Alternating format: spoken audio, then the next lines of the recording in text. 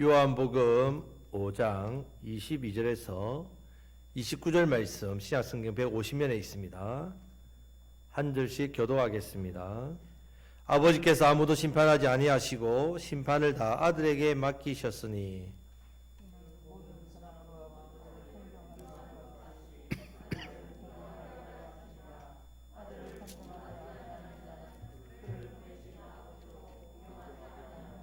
내가 진실로 너에게 이르노니 내 말을 듣고 또 나 보내신 이를 믿는 자는 영생을 얻었고 심판에 이르지 아니하나니 사망에서 생명으로 옮겨졌느니라.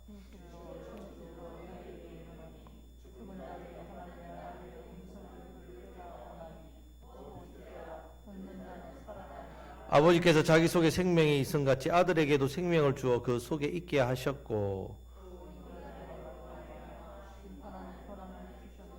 이를 놀랍게 여기지 말라. 무덤 속에 있는 자가 다 그의 음성을 들을 때가 오나니 선한 일을 행한 자는 생명의 부활로 악한 일을 행한 자는 심판의 부활로 나오리라. 아멘.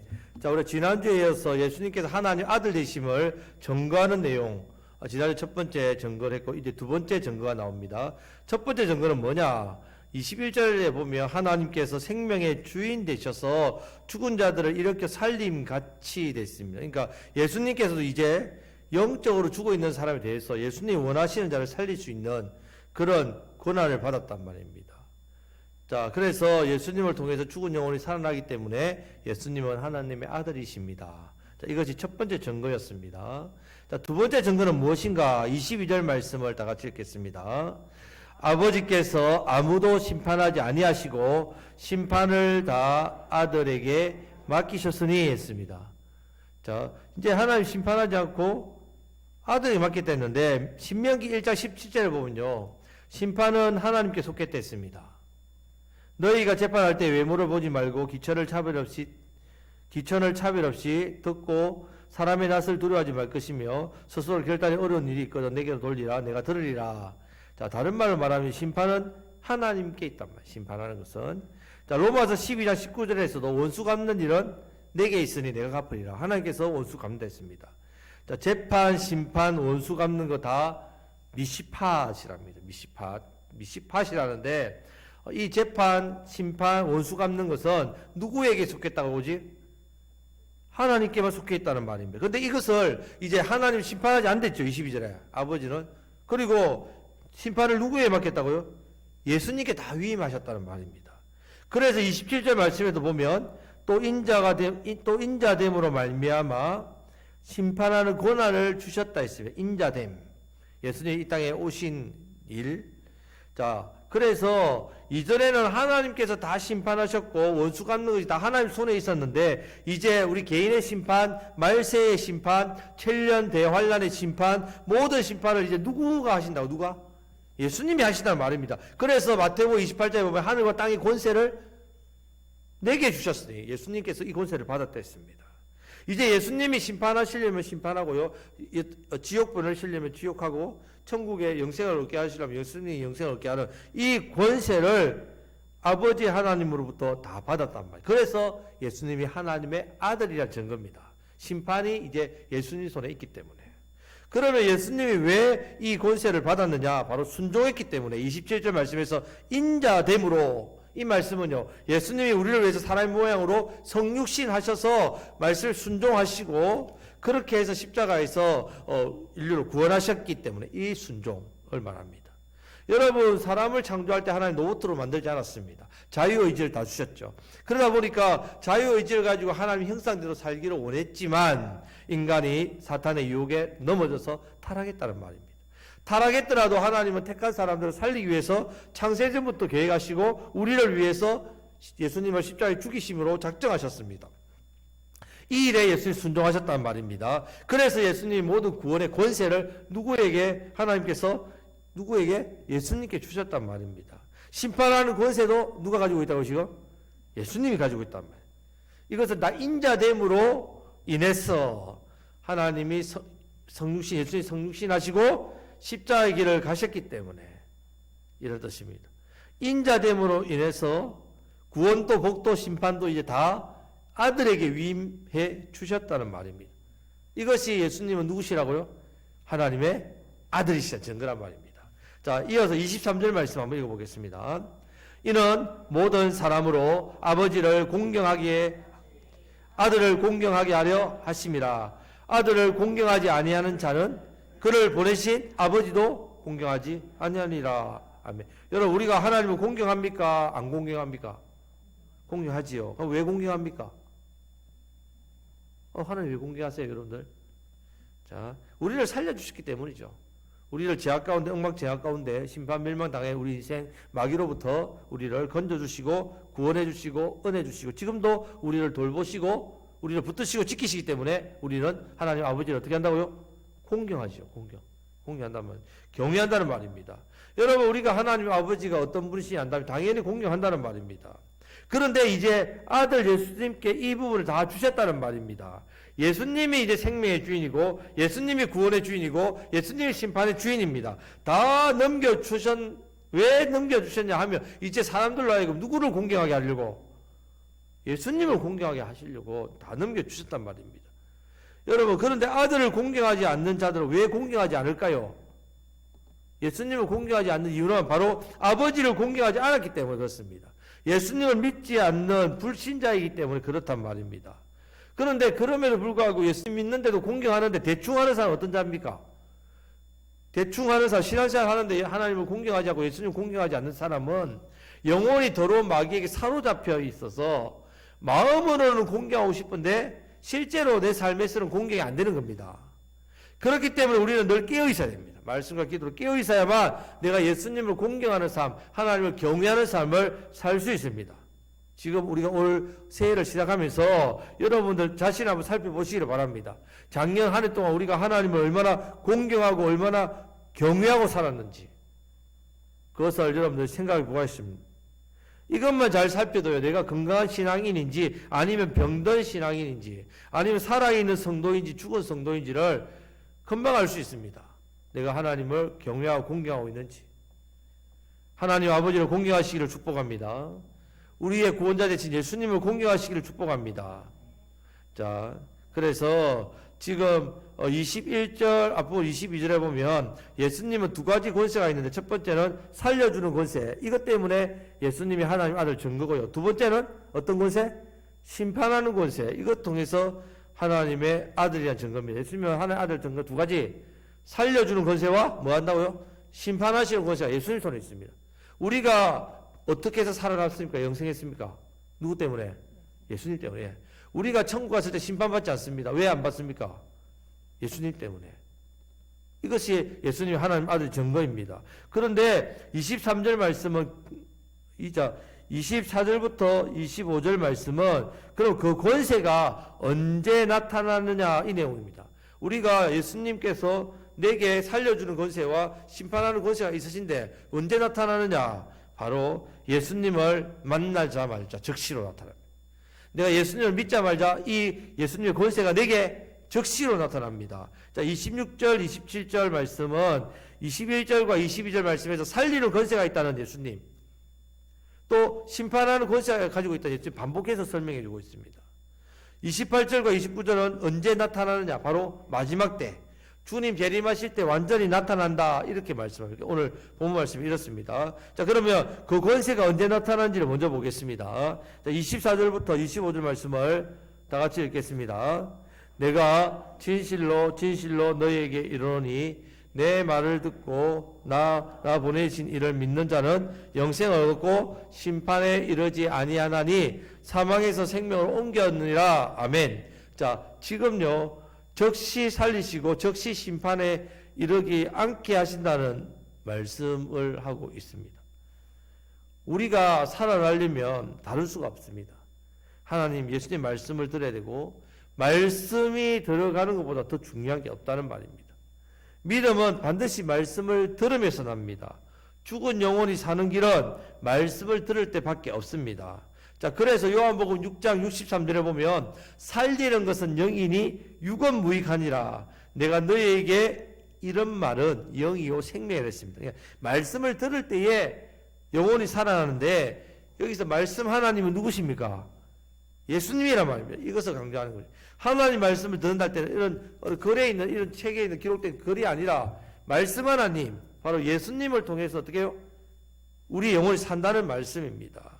그래서 이 예수님을 보내신 분이 바로 성부 하나님이시고, 이 예수님을 보냈다는 것은 예수님을 믿어야만 우리가 영생을 얻는다는 말씀입니다. 그래서 내 말을 듣고, 그러니까 예수님 말씀을 바로 들을 때에 생명의 역사가 즉시로 일어난다는 말씀입니다. 여러분, 우리가 받은 영생은 사실 그냥 믿을 때 아무런 조건 없이 공짜로 받는 것 같지만 그렇지 않지요. 예수님의 피값입니다. 예수님 십자가에서 피 흘려 죽었기 때문에 우리가 받는 영생입니다. 우리가 쉽게 죄에서 건진받고 구원받는 거 아닙니다.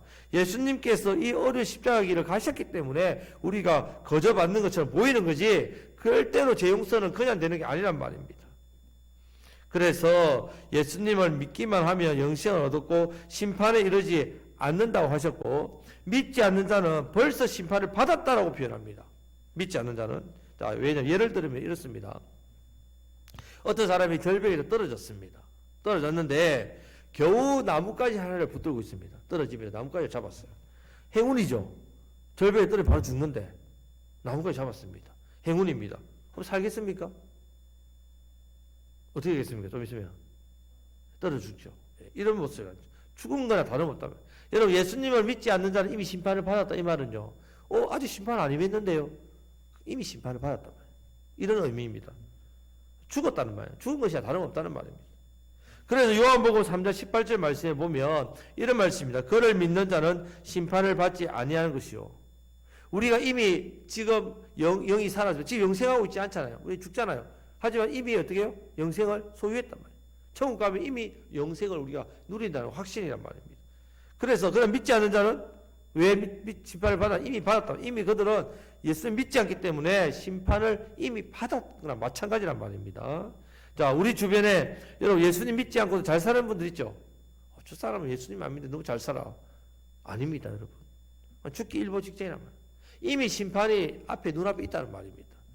지금 당장 심판이 없으니까 심판 안 받았네. 아니란 말입니다. 이미 심판을 받았다는 말입니다.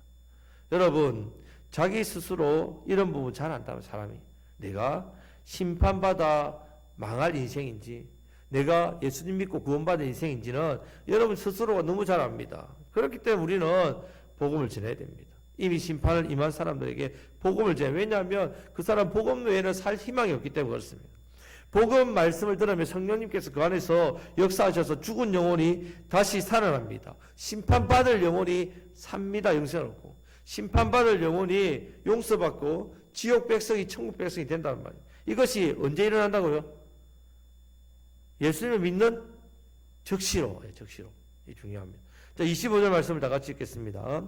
진실로 진실로 너희에게 이르노니 죽은 자들이 하나님의 아들의 음성을 들을 때가 오나니 곧 이때라. 듣는 자는 살아나리라. 죽은 자는 영원히 죽은 자를 말합니다. 우리가 태어날 때 생명이 있는데요, 안 죽었는데요, 아니 영이 죽었습니다. 어떻게 하느냐? 태어나서 하나님을 알지 못합니다. 자, 우리 영혼은 죽어 있단 말입니다. 죽은 영혼인데 언제 산다고요? 언제? 하나님의 아들의 음성을 들을 때예요. 음성을 들을 때. 하나님 아들의 음성을 듣자마자 내 영혼이 바로 삽니다. 내가 예수님을 나의 구원자 믿자마자 내 영혼이 어떻게 된다고요? 삽니다. 살아난단 말이에요. 부활한다는 말입니다. 영이 살아납니다. 여러분들이 영이 살아나 있다면 여러분들 영이 살아나서 그러니까 영적인 일에 반응하는 겁니다. 영적인 일을 하는 겁니다. 예배를 드리는 겁니다. 그냥 예배를 드리는 게 아니란 말입니다. 어떤 사람이 예배를 드린다고요? 영이 살아있는 사람만 예배를 드립니다. 영이 죽은 사람은 예배를 못 드린단 말입니다. 그래서 저와 여러분들 영혼이 살아났습니다. 자, 21절 말씀과 똑같은 말씀이 26절, 27절 말씀인데 또 다 같이 한번 읽어보겠습니다. 아버지께서 자기 속에 생명 있음 같이 아들에게도 생명을 주어 그 속에 있게 하셨고 또 인자됨으로 말미암아 심판하는 권한을 주셨느니라. 아멘. 자, 두 가지 이야기하죠. 아들에게 뭐가 있다고요? 생명. 또 두 번째는 아들에게 심판. 네, 이것이 바로 예수님이 하나님의 아들이신 증거입니다. 증거란 말입니다. 적시로 일어난다고 했습니다. 그리고 또 한 번 나타납니다. 적시로 일어나는데 언제 나타나냐? 28절 29절 말씀을 다 같이 읽겠습니다. 이를 놀랍게 여기지 말라. 무덤 속에 있는 자가 다 그의 음성을 들을 때가 오나니 선한 일을 행하는 자는 생명의 부활로, 악한 일을 행하는 자는 심판의 부활로 나오리라. 아멘. 자, 이를 놀랍게 여기지라 말씀은 예수님이 생명의 주인이심을 믿는 사람에게는 놀랄 일이 아니야. 예수님이 생명 믿는 사람은 안 놀랍니다. 예수님이 심판주라는 것을 믿는 사람은 안 놀랍니다. 자, 무덤 속에 있는 자는 누구냐? 육적인 사람을 말합니다. 육적인 것. 그의 음성은 아버지 하나님 예수님의, 하나님 아들 예수님의 음성이고요. 자, 언젠가는 이 예수님의 음성을 듣게 된다는 말입니다. 생명의 주인과 심판의 주인이신 예수님의 음성을 다 듣습니다. 언제 다 듣습니까? 언제? 우리 예수님이 다시 재림하실 때 다 듣는단 말이에요. 예수님이 재림하실 때에 우리가 살아있다면 살아있는 곳에서, 내가 죽었다면 어디 속에? 무덤 속에서 예수님의 음성 다 듣는단 말입니다. 예수님께서 다시 이 땅에 재림하실 때에 천사들과 함께 죽은 영혼들이 먼저 일어나서 휴가합니다. 하늘 올라갑니다. 그때 무덤 속에 썩은 육체가 바로 예수의 음성 듣고 바로 일어납니다. 완전한 새로운 몸으로 변화되어서 주님 앞에 서게 된단 말입니다. 이 날을 소망합니다. 그런데 내가 예수님 재림하실 때 살아있다. 그럼 어떻게 된다고요? 산 그 자리에서 예수의 음성을 듣고 일어난단 말이에요. 그때 이 19절 말씀처럼 선한 일을 행하는 자는 생명의 부활로. 그런데 여기서 왜 선한 일을 행하는 자라고 했겠습니까? 구원은 어떻게 받는데? 믿음을 받는데, 자, 왜 선한 일을 행한 자라고 했느냐? 믿음은 반드시 행함으로 나타나기 때문에 그렇습니다. 믿음과 행함은 따로 노는 게 아닙니다. 믿는다면 자동적으로 믿음의 행함이 있습니다. 그렇기 때문에 우리는 우리 자신을 살펴야 됩니다. 그래서 선한 일이라는 말은 그 믿음의 행위를 말합니다. 우리가 믿음의 행위를 통해서 어떻게 해요? 우리는 생명의 부활로 나타난단 말입니다. 그래서 야고보서 2장 14절 말씀 같이 한번 읽어보겠습니다. 내 형제들아, 없습니까? 죄송합니다. 제가 읽겠습니다. 내 형제들아, 만일 사람이 믿음이 있노라 하고 행함이 없으면 무슨 유익이 있으리요? 그 믿음이 능히 자기를 구원하겠느냐 이랬습니다. 자, 믿음이 있는데 행함이 없으면 뭐라고요? 죽은 믿음이요. 죽은 믿음이 무슨 소용이 있겠습니까? 참된 믿음은 반드시 믿음의 행함이 있습니다. 여러분, 말씀 신앙이라 했습니다. 말씀을 열심히 배우고 듣고 하면 신앙이 좋아져? 아니요. 말씀대로 순종할 때, 행할 때 우리는 말씀을 행하는 신앙입니다. 자, 그렇게 죽은 자가 언젠가는 무덤 속에 있는 예수의 음성을 듣게 되는 날이 오는데, 진짜 믿고 행함이 있는 믿음을 가진 사람은 생명으로 부활합니다. 하지만 가짜 믿음은요, 어떻게 됩니까? 사람들은 다 속일 수 있는데, 내가 믿음이 가짜 믿음을 사람 다 속일 수 있죠. 그런 사람은 악한 일을 행한 자 심판의 부활로, 그때 판결은 난다는 말입니다. 그렇기 때문에 우리 자신의 믿음을 잘 살펴야 됩니다. 믿음은 말씀을 들을 때 공짜로 얻지만, 상급은요, 복은 행함으로 얻습니다. 말씀을 들을 때 믿음이 자라지만 그 믿음의 역사는 행함, 순종할 때 나타납니다. 여러분, 우리가 어디에 투자했는지 알고 투자해야 되겠죠. 쓸데없는 데 투자하면 안 됩니다. 중요한 데 알고 투자해야 되죠. 여러분, 짧은 인생 아닙니까? 어떻게 살아야만 복된 인생이 되는지 고민하시기를 바랍니다. 말씀을 행하고 순종하는 삶이 결국 예수님 재림하실 때에 예수의 음성 들을 때 어떻게 된다고요? 생명의 부활로 가장 값진 인생이 됩니다. 이 은혜가 있으시길 축복합니다. 말씀 뵙겠습니다. 예수님은 하나님의 아들이십니다. 아들이신데 하나님 아버지가 기뻐하시고 사랑하시는 사랑받는 아들입니다. 늘 예수님께서 하나님을 향해 있단 말이에요. 100% 하나님을 향해. 우리도 하나님을 늘 향해서 그 말씀에 늘 순종하시길 축복합니다. 그래서 두 가지 권세를 받았다 했어요. 첫 번째, 생명을 주어서 살리는, 생명을 살리는 권세. 그래서 예수님 믿음 구원받습니다. 두 번째는 오늘 말씀에서 무슨 권세? 심판하시는 권세. 언제 나타난다고요? 예수님 믿는 즉시로. 여러분, 내가 죽었을 때에 예수님께서 재림하시면 무덤을 열고 영원한 생명, 상급을 받습니다. 예수님께서 심판하신다 했습니다. 자, 여러분, 그리고 우리가 이 땅에 생명에 들어가야만 영생을 얻는단 말입니다. 이 생명과 영생은 따로 있는 게 아니라 연결되어 있단 말이에요. 우리가 말씀을 듣고 아들 대신 예수 믿고 살 때 생명이 있단 말이에요. 생명. 생명이 있습니다. 이 생명은 여기로 끝나는 게 아니라 뭘로 이어진다고요? 영생으로 이어진다 이 말씀입니다. 왜? 예수님께서 생명의 주인이시고 예수님께서 심판의 주인이기 때문에 그렇습니다.